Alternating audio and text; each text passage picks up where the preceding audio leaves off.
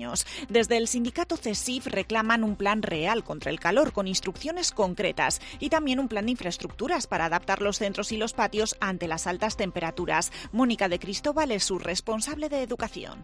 Llevamos muchos años solicitándolo. No puede ser que sean las familias quienes pongan la imaginación vendiendo cosas, haciendo rifas y adecúen unas pequeñas sombras en los patios de recreo o compren ventiladores. Es intolerable. El artículo 78 de la Constitución habla que los poderes públicos deben velar por la seguridad y salud en el trabajo. Pues en los centros educativos hay trabajadores y por tanto tienen que velar por la salud de los trabajadores y, cómo no, del alumnado que está en estos centros de trabajo.